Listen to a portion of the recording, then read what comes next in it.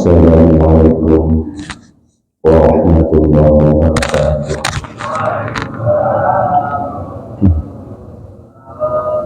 Alhamdulillah, alhamdulillahi rabbil alamin, wa bihi nasta'inu ala umuri dunya waddin, wassalatu wassalamu ala sayyidina wa habibina wa syafi'ina wa qurrati a'yunina wa maulana Muhammadin asyrafil anbiya wa imamil mursalin wa ala alihi wa sahbihi ajma'in, amma ba'd. As-sahabat budaya wal aiza, bapak-bapak, ibu-ibu, jamaah sholat subuh wonten ing masjidnya Al-Mustaqim rahimakumullah wa ya'akum wa barakakum fi kita senantiasa sahbi ridho Allah Subhanahu wa taala, dipun kesehatan saking bala saking musibah dan kula keberkahan teman kita, umur kita dipun paring umur ingkang barokah, rezeki kita dipun rezeki ingkang barokah, harta kita dipun paring harta ingkang barokah, amin ya rabbal alamin. Bismillahirrahmanirrahim. Qala al-mu'allifu rahimahullahu ta'ala nafa'ana bihi wa bi ulumihi fid dharain, amin ya rabbal alamin. Hadasana wis cerita na ing kita sinten Abu Asim, sinten Abu Asim. Niki ingkang kula waos niki sejarah nggih, tapi sejarahnya mboten sejarah kitab Al-Adabul Mufrad mangke gentosan nggih. Niki sing cerita niki asmanipun Abu Asim. Abu Asim niku tabi'ut tabi'in. Niki Abu Asim niku koncone Imam Bukhari. Abu Asim niku Dohak bin Mukhalaf bin Dohak bin Muslim bin Dohak. Abu Asim niku terkenal tiang Dohak. Dohak niku tiang ing pundi dalam kehidupannya niku senantiasa tersenyum dan tidak pernah menyakiti hati orang lain. Bahkan hati ini kan tersenyum, atau orang yang napa niku guyu. Napa guyu bahasa Indonesia napa guyu niku? Orang guyu niku tertawa. Berarti kehidupannya beliau itu senantiasa membuat orang tertawa atau tersenyum. Dalam konteks lain, beliau tidak pernah menyakiti orang lain.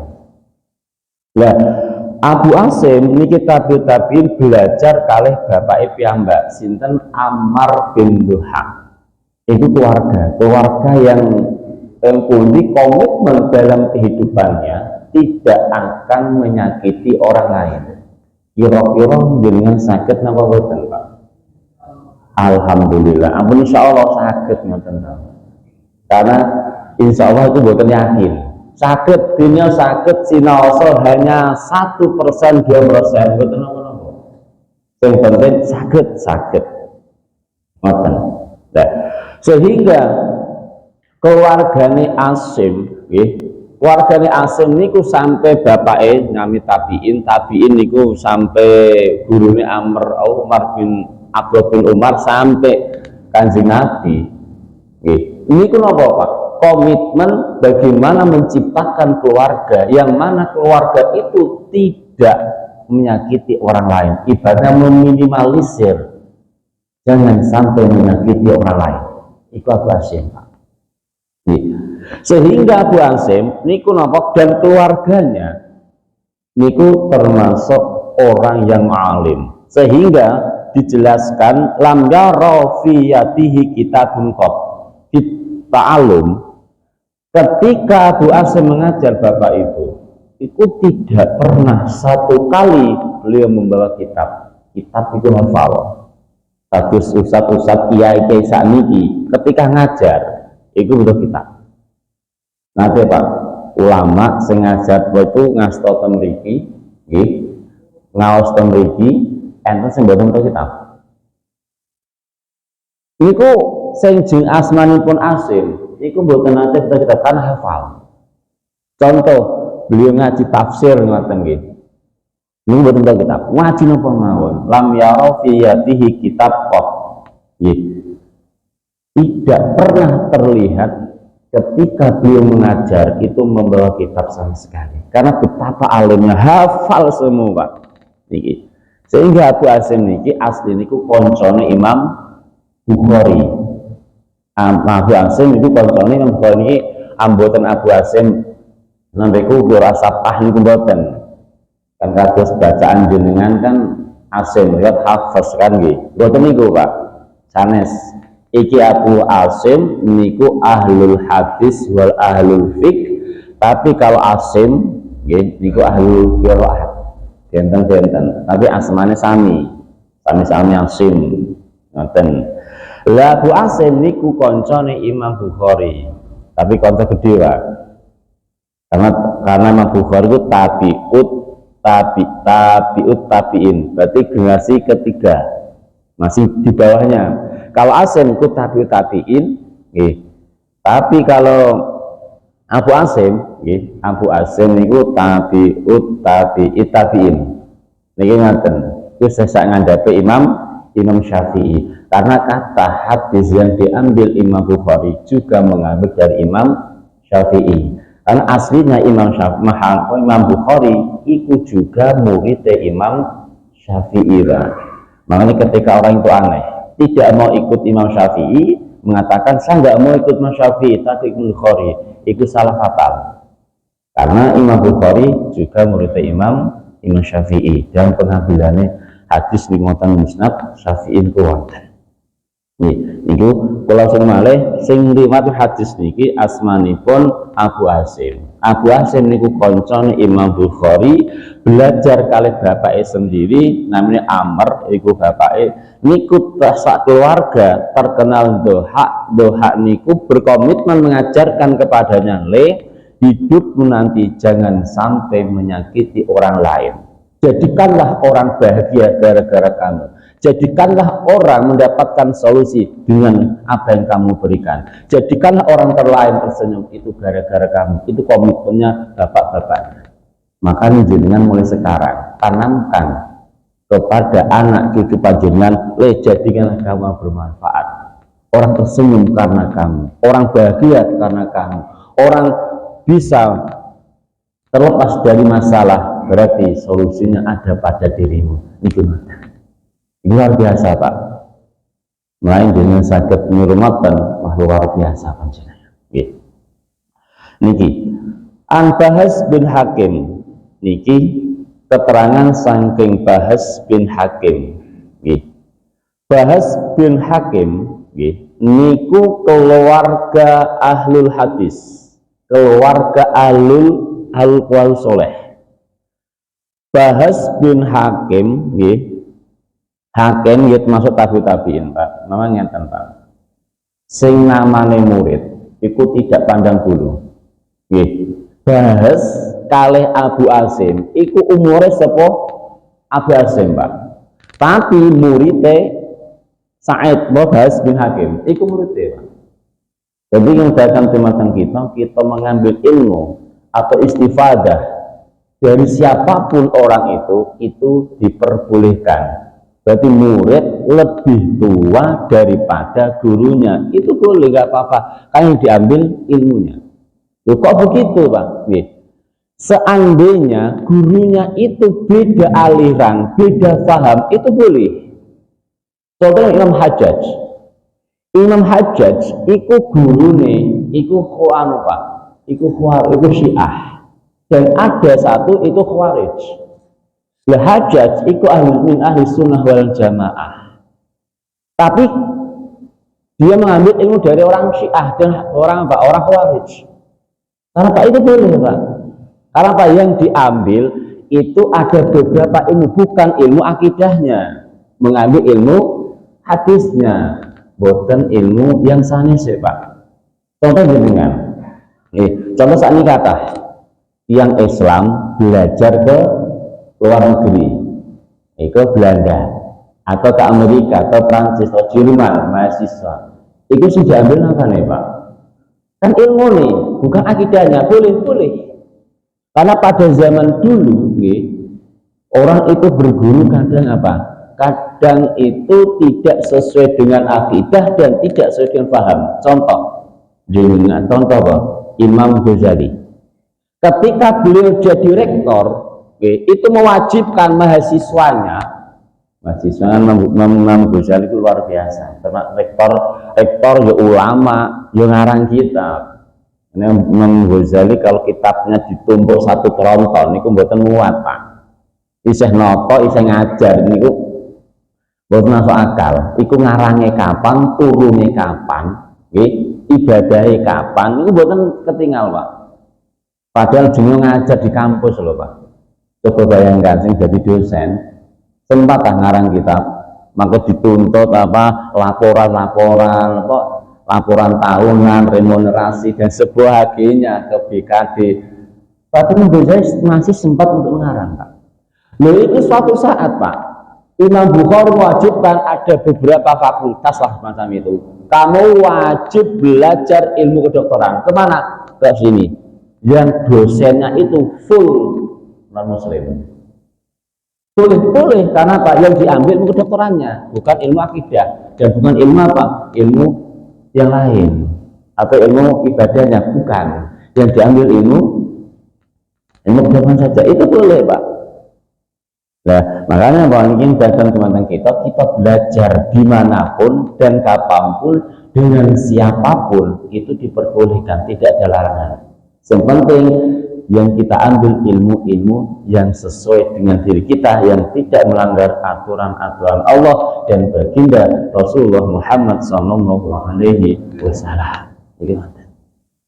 Nah, makanya Bahas bin Hakim ini umurnya lebih muda, Pak. Lebih muda dari Abu Asim. Lebih muda sekali. Gak masalah, betul masalah. Contohnya ngapunten ingkang ngathah nggih. Sing biasanya sing maringi taklim teng mriki satu sate kali jenengan lebih sepuh pundi, Pak? Lebih jenengan kan? Mboten apa-apa. Karena yang diambil boten masa ilmu tuanya, tapi apa? Ada bagian ilmu yang harus penting kita ambil. Itu ngoten. Nah, Bahas bin Hakim nggih.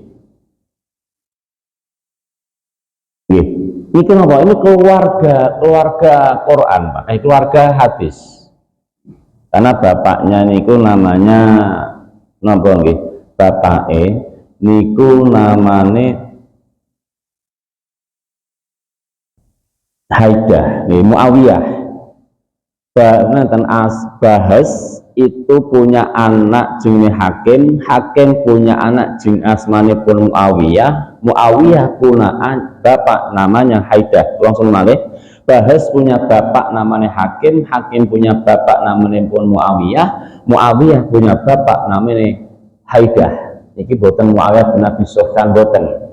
Niki Muawiyah hadis. Kalau Muawiyah bin Abi Sufyan itu khalifah pengganti Sayyidina Ali. Beda. Ya. Niki Pak mulai Hakim itu punya anak 3. Sa'ad bin Makhdan. Tiga bersaudara niki, Pak, diwajibkan bapaknya untuk ahlul hadis. Memang ini biasa, Pak. Ya, kebiasaan manusia. Sudah fitrah. Kalau 3 bapaknya ahlul hadis, itu biasanya juga anaknya ahlul hadis. Sami jenengan kan nggih. Biasanya jenengan pekerjaan apa guru. Itu biasanya kan mengarahkan anak jadi guru. Ketika jenengan seorang pedagang kan kira-kira mengarahkan anaknya jadi pedagang. Ketika jenengan seorang petani pasti mengarahkan anaknya jadi seorang petani. Itu biasa, Pak. Ini ngoten. Makanya ini menunjukkan kepada kita sebagai orang tua, kedah mengarahkan anaknya bahwasanya jadilah anak yang mana anak itu min ahlil khairi was sa'adah, min ahlil ilmi wal khair. Arahkanlah, didiklah anak panjenengan jadi anak yang ahli baik dan anak yang berahlul ilmi. Ini ngoten, Pak. Ini luar biasa, Pak. Satu keluarga mulai mbahnya mulai buyutnya kan Bas bin Hakim bin Muawiyah bin Haidah. Itu pinten 4 generasi, Pak. Itu hati sedaya, Pak. Luar biasa. Karena biasanya, Pak nggih. Biasanya napa? Biasanya 3 keturunan itu mbok putus. Nah, maka tradisi ini biasanya yang meneruskan itu di pondok pesantren. Bapaknya kiai, anaknya Gus dan kiai sampai 4 dan sampai seterusnya. Ikut tradisi pondok pesantren. Maka ini menunjukkan kepada kita, ya, nasibnya seorang anak itu ditentukan dari kedua orang tuanya. Orang tuanya mau mencetak jadi apapun, ikut tergantung orang tuanya. Anaknya mau dicetak jadi A, B, C, warna biru, merah, kuning, hijau, dan emas, dan sampai warna kelabu, ikut tergantung bapak atau ibunya. Maka jadi seorang tua harus hati-hati. Jangan sampai salah mendidik, salah mencetak anak-anak panjenengan. Ketika jenengan salah mencetak, akibatnya fatal bagi diri kita. Karena anak kita adalah aset kita ke depan. Ketika kita salah langkah, anak kita akan tersesat lebih jauh. Karena apa? Karena secara natural dilahirkan, anak itu akan meniru gaya dan pola kehidupan diri kita. Maka dengan demikian, ketika kita membiasakan hal-hal yang baik, maka anak akan meniru hal yang baik. Dan sebaliknya, ketika kita membiasakan hal-hal yang buruk, maka anak kita akan menjadi anak yang buruk. Itu maksud Bapak Ibu. Kan hati-hati jadi orang tua. Lah niki Bapak, nggih. Niki kalau sudah malih Bahas bin Hakim. Hakim itu punya anak 3, nggih. Sa'ad bin Mahdan iku sedaya niku napa? Niku ahlul hadis. Kanten ngeten Pak Said nggih. Said niku ibarat deh Pak, iku sudah punya keramat. Keramat itu bahasa jenengan apa? Karomah, nak bahasa Arab itu karomah, nak bahasa jenengan keramat. Apa keramat niku? Napa sakti. Niki beliau punya kesaktian, boten kesaktian kados Gus Samsudin niku boten. Iki saktian memang benar-benar karomah. Sing jenenge sinten iki? Saat baiku Bahas nggih. Ingatan Pak. Ketika dikandung ibunya, niki sudah punya karomah. Napa karomai? Suatu saat ibune iku jemur napa nggih? Kismis niku kismis ya sakniki ya los gaplek lah. Ngertos gaplek jenengan. Napa gaplek, Pak? Pohong ya. Niku jemur gaplek ten loteng. Bahasanya kismis lah. Apa jemur gaplek saniki. Ketika jemur gaplek, nggih, niku tanggane wonten jemur napa nggih? Jemur kurma dikeringno. Kurma kering dijemur. Ya. Ketika lapan di jam datang ambil kan aman. Ketika menit 1 Pak. Ketika mau dimakan, bayi yang di dalam perut itu mendang ibunya, cewang ditendang Pak sampai kejuntal. Wah, kurmanya loncat atau kurmanya mencing. Bahasa kula mencing, jenengan apa Pak? Mencelat. Kurmanya mencelat. Loh, kaget tuh bayiku. Akhirnya murid malih Pak. Mendet, nggih. Ajeng dipamali. Itu tanpa izin, masalah mengambil hak milik orang tanpa izin, kan namanya mencuri, haram. Ambil dimakan, baru masuk ke mulut ditodang, cowong suwaket langsung ini meloncat malih Pak, sampai 3 kali Pak. Ikut sejenis Bahas Pak, sampai 3 kali. Akhirnya Pak, ibu sadar, oh iya, anakku tidak mau diberi makanan yang haram. Itu ngoten Pak, luar biasa. Itu sudah Pak, sudah punya karoma, kesaktian Pak yang ini. Karoma itu kesaktian, keramat lah ngoten. Kesaktian. Ini Bahas. Nah ini menunjukkan kepada kita, negarakan dumateng kita, makanan yang kita berikan kepada bayi yang masih ada di kandungan ibu, itu menentukan nasib baik buruknya alim apa itu jahatnya seorang anak yang akan terlahirkan di muka bumi ini. Niku tentang hati-hati Pak. Nggih. Berarti makanan asupan nasi yang jenengan paringke dumateng anak-anak panjenengan iku penentu anak itu baik atau anak itu jadi anak yang buruk. Itu pasti Pak. Karena teman logika kita berpikirnya Pak. Nggih. Ketika makanan itu makanan haram, nggih, dimakan. Ketika rumusnya ngeten, sesuatu yang dihasilkan dari haram, maka hasilnya akan haram. Terus ngomongin Pak. Nggih. Langsung malih, sesuatu yang haram itu pasti menghasilkan yang haram. Itu pasti. Contoh, mencuri hukumnya haram.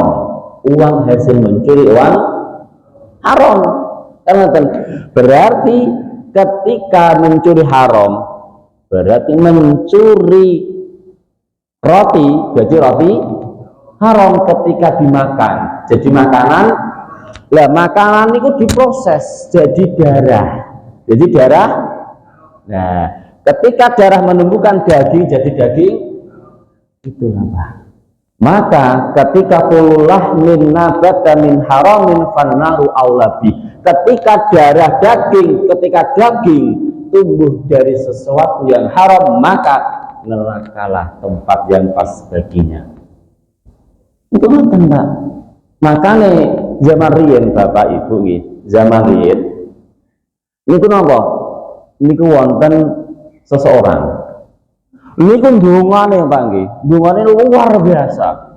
Ya Allah kabulkan doa saya, ya Allah, sampai napa? Sampai nangis nggih, sampai rambutnya daul-daul. Pun ate mireng jenengan nggih. Pun ate mireng kan rambutnya daul-daul sampai khusuknya Pak nggih. Tapi napa? Kanjeng Nabi, dongane wong iki gak dikabulna oleh Allah. Bukan lagi Pak. Doanya orang ini tidak dikabulkan oleh Allah Subhanahu wa taala. Napa Nabi? Wa malbasau min haramin wa mashrabahu min haramin wa mat'amahu min haramin. Bajunya dari sesuatu yang haram, minumannya dari sesuatu yang haram, makanannya dari makanan yang haram Bapak Ibu.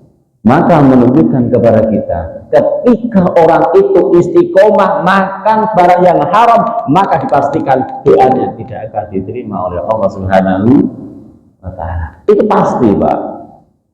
Makanya hati-hati. Saat ini kok dibantah, Ustaz, daripada ndonga gak dikabulno, mending gak ndonga. Apik pundi? Wonten kira-kira nggih. Kadang kan Ustaz dibantah ngoten, Ustaz, wong nate ten pengaosan Pak wong. Ten pengaosan manton Isa, nggih, jamaah istighosah tahlil. Kira jamaah nggih wonten 200 langkung.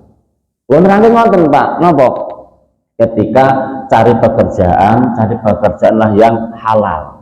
Karena hasil dari pekerjaan itu penentu harta kita. Ketika pekerjaan itu haram, harta yang kita dapatkan, uang yang kita dapatkan, itu adalah uang yang haram.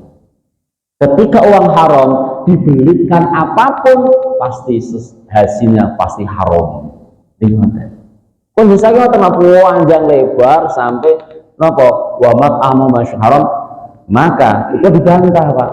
Ustaz, yo daripada ndonga gak dikabulno Gusti Allah, mendingan aku ora ndonga. Oh, niku ngoten nggih. Kalau jamaah iki enten sing ngoten mboten? Ya mboten enten apa? Boleh. Niku ngoten, Pak. Nah, niku ngoten. Napa? Tetap lebih baik doa meskipun tidak dikabulkan, nggih. Karena apa? Doa itu ada termasuk ibadah. Berarti masih ada rasa membutuhkan kepada Allah Subhanahu wa taala. Saat itu belum dikabulkan, itu urusannya Allah Subhanahu wa taala. Karena dikabulkan dan tidaknya itu pasti ada sababiyahnya. Karena hadis itu, keterangan Nabi itu untuk apa? Untuk iktibar, Pak. Jangan salah pemahaman. Jangan salahkan, jangan benturkan dengan Quran hadis yang lain. Karena apa? Porsi-porsinya itu beda-beda. Proporsional harus dan proporsional. Merawat hadis ngoten, Pak. Karena gimana Ustaz? Qur'annya ud'uni astajib lakum. Bagaimana? Jangan, Pak. Jangan mengkomparasikan, membandingkan, mengkontradiksikan, membenturkan antara Quran hadis ini dengan yang ini. Ini jangan. Karena apa? Penerapannya yang berbeda. Mengapa demikian? Karena hadis ini digunakan untuk apa? Untuk difokuskan bukan kepada doanya, tapi kepada makanan pekerjaan yang kita alami. Tidak, jangan dibutuh-butuhkan, jangan dipaksakan. Karena apa? Porsinya berbeda. Contohnya enten, Pak. Contohnya enten. Al-yadul ula khairun min yadis sufla. Iya. Iku dalil niku didamel kanggo wong sing njaluk atau tiyang sing memberi. Kan dalil itu dipakai untuk orang yang memberi kan. Lah, tapi saat ini buatan Pak minta maaf al-yadul ula ya khairun min sufla. Itu buatan. Hadis dalilnya harus pas untuk penerapan, jangan dibentur-benturkan. Pak, tangan yang di atas lebih baik dari tangan yang di bawah. Dipakai orang yang untuk mengemis. Itu salah. Pengemis dagingnya ada lagi. Besok ketika orang sering minta-minta, besok tidak akan ada dagingnya pada diri besok di yaumil akhir. Ini pakai ini kuah. Makanya kita harus cerdas, Pak, memahami satu hadis. Makanya kok dibantah ngoten, Ustaz ngapunten nih, daripada donga njaluk karo Gusti Allah ora dikabulno, mendingan aku ora donga percuma. Enggak kenapa? Contoh nih, sholat di donga napa tentang nggih? Nggih, jenengan tahlil kan donga. Kan biasa sedaya. Kok dibantah ngoten, Pak Ustaz? Daripada ngoten kalau mending enggak sholat. Iya, percuma sholat enggak ngoten kan?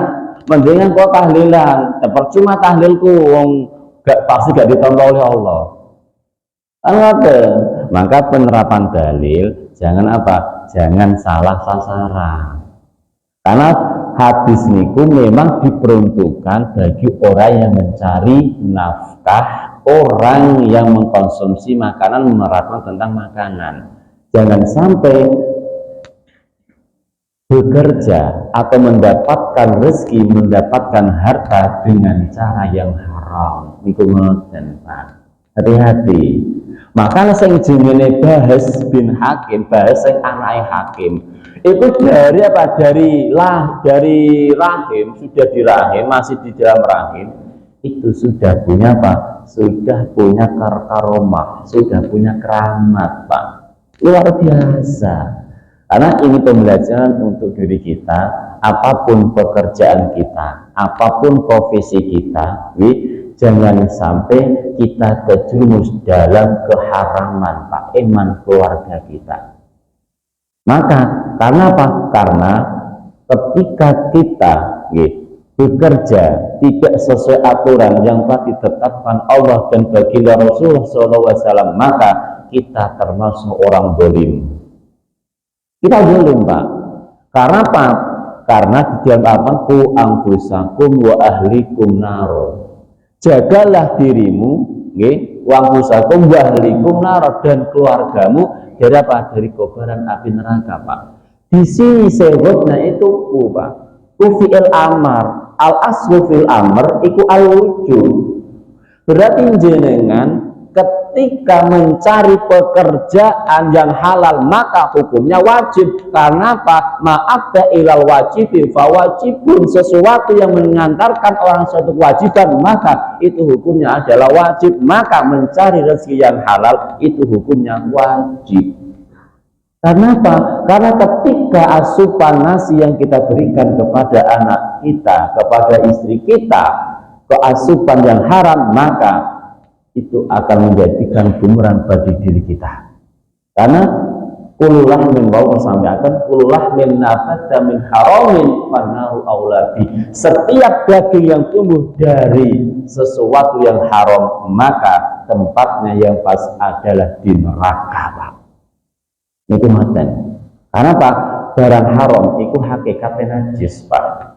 Maka ketika najis harus disucikan. Nah, untuk mensucikan harta, mensucikan badan, daging yang kotor itu dimasukkan ke dalam api neraka. Maka Imam Hanafi mengatakan alat tathhir itu anar. Alat yang bisa membersihkan diantaranya ghairul ma' wa turab adalah anar. Selain apa? Selain air dan debu itu adalah api, Pak. Berarti api bisa membersihkan apa? Membersihkan kotoran najis itu bisa, Pak. Makanya ketika orang kotor sebelum masuk surga, nopo pagi dibersihkan dengan dibakar terlebih dahulu. Karena apa? Ketika orang itu selamanya Islam meskipun apa ya kadang sholat kadang tidak, itu KTP pasti Islam, Pak. Jadi KTP itu surga. Karena jenengan itu punya KTP penduduk surga jenengan itu. Entah prosesnya tergantung. Yang penting jenengan sudah mengkantongi sekarang itu KTP jenengan asal penduduk surga. Karena mbah kita Nabi Adam itu penduduk asli surga. Berarti jenengan itu KTP-nya KTP penduduk surga. Suatu saat akan kembali ke tanah air panjenengan, ke dari asal panjenengan, yaitu surga. Maka syarat orang masuk surga itu harus bersih, bebas dari sesuatu yang kotor, maka harus terbersihkan terlebih dahulu. Nah, termasuk kekotoran itu adalah makanan yang haram. Maka ketika makanan haram, maka itu harus dibersihkan terlebih dahulu. Ini kesempatan itu, monggo kita hati-hati. Tapi kadang menungso nggih, kalau masalah pekerjaan, menghasilkan sing penting, menghasilkan kuatah, itu gak mikir, iki bener atau salah. Niki saya napa mboten. Iku hati-hati, Pak. Karena 1 kilo beras yang kita berikan kepada anak suami istri kita kok dari haram, itu adalah bisa menjadikan anak-anak kita tidak termasuk anak yang baik. Maka rumusnya, para ulama berpendapat ketika anak ingin menjadi anak yang soleh-solehah, kunci pertama adalah makanan yang halal. Itu kuncinya. Ketika anak itu diberikan asupan yang haram, pasti tidak mungkin anak itu jadi anak yang soleh-solehah. Itu pasti. Nah, harus kadung itu caranya. Karena harus kadung kan, gak mungkin ya. Tapi terus kadung terus terlanjur, kadung bahasa jenengan apa Pak? Terlanjur gitu. Astagfirullahaladzim, nak empun terlanjur, ya. Ngata-ngatahaken maos istighfar niku ngoten, Pak. Wis pokoke ngatakan maos istighfar napa nggih? Mengakui kesalahan yang telah dilampaui atau dilakukan, kedatangan istighfar. Itu ngoten, Pak. Nah, sangka menika pesan moral yang dapat kita ambil dari sejarah Sa'id bin Hasbin Hakim punika napa, Pak? Berarti kita senantiasa memberikan makanan kepada anak kita, makanan yang halalan thayyiban, jangan makanan yang haram. Karena halal thayyiban itu mampu mencetak anak-anak kita jadi anak yang soleh-solehah. Mudah-mudahan kita jadi anak yang soleh-solehah. Amin ya rabbal alamin. Sebelum kula akhiri, mungkin ada pertanyaan, silahkan Bapak. Monggo ingkang badhe tanglet monggo.